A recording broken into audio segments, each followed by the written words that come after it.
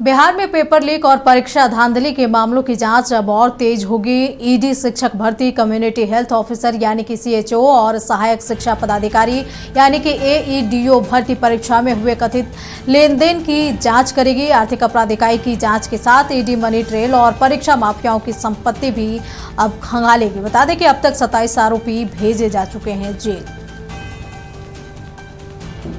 इस खबर पर अधिक जानकारी के लिए हमारे साथ बिहार स्टेट हेड मरगूब आलम लाइव जुड़े हुए हैं। मरगूब, बड़ी खबर आ रही है, जिस तरीके से परीक्षाओं में अनियमितता चल रही है, अब इसमें ईडी की एंट्री हो गई है, क्या कुछ और जानकारी?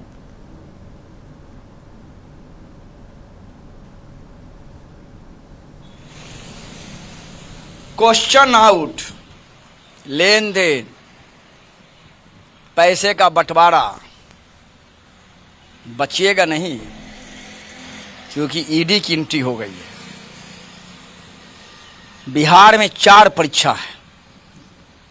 नीट 2024, सहायक विकास पदाधिकारी शिक्षा विभाग, बिहार लोक सेवा आयोग, सीएचओ स्वास्थ्य विभाग और बिहार लोक सेवा आयोग की TR3 की शिक्षक परीक्षा, जिसमें क्वेश्चन आउट हुआ था। कहां कहां लेन देन हुआ, कितने पैसे में डील हुआ, किन किन लोगों ने फायदा उठाया, कहां कहां माफियाओं ने जाल बिछाया, किन किन अकाउंट में पैसे आए, कहां से पैसे निकाले गए, पैसे का लेन देन कैश में हुआ तो कहां हुआ। आर्थिक अपराध इकाई को कई सबूत मिले और उस सबूत के आधार पर पीएमएलए एक्ट के तहत अब ईडी ने भी एंट्री कर दिया है। होशियार हो जाओ माफियाओं, धंधेबाजों, क्वेश्चन आउट करने वाले लोगों। अब ईडी की एंट्री, पीएमएलए एक्ट के तहत ये पूरा मामला दर्ज होगा। प्रारंभिक जांच भी शुरू होने वाली है। कौन कौन से लोग शामिल हैं, जो लोग गिरफ्तार किए गए हैं, उन सभी लोगों से तो पूछताछ होगी ही। उनके सारे कारनामे खंगालेगी ईडी, उनके अकाउंट खंगालेगी ईडी, संपत्ति की जांच करेगी ईडी की। क्या आपने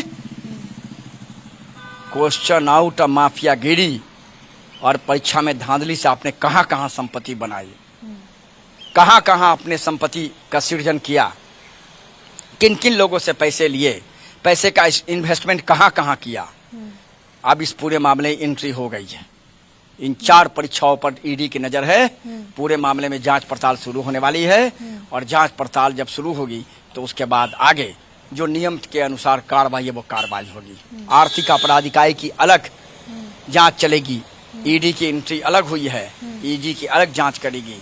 शिकंजा और कसेगा और तब पता चलेगा माफियाओं को कि कहां कहां आप लोगों ने पैसे धन का सृजन किया और कहां कहां धन बनाया। इन 4 परीक्षाओं को लेकर ईडी ने तैयारी शुरू कर दी है। आने वाले दिनों में इस पूरे मामले में ईडी की कार्रवाई शुरू हो जाएगी। अंजना, मरगूब, जिस तरीके से ये जो परीक्षा माफिया हैं, इनके इतने हौसले कैसे बुलंद है कि ये आसानी से भ्रष्टाचार कर देते हैं और इन्हें ये भी लगता है कि ये सरकार के या जो कि कार्रवाई करेगी सरकार पकड़े जाएंगे और वो बच भी जाएंगे। आखिर इनमें इतना हौसला आया कैसे?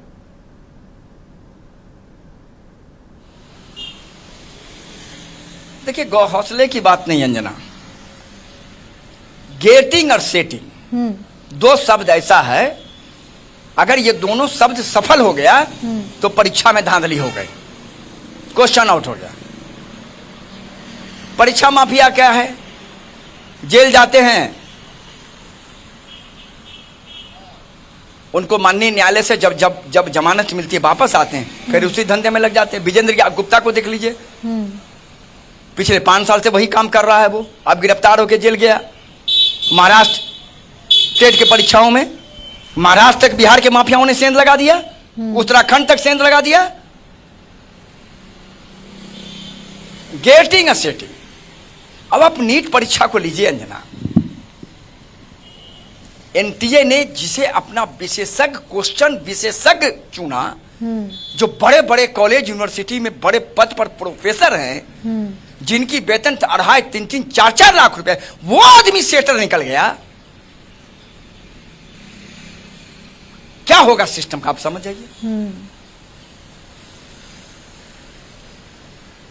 तो अंजना, ये गेटिंग और सेटिंग को तोड़ना पड़ेगा, इसके कमर को तोड़ना पड़ेगा, नेक्सस को तोड़ना पड़ेगा।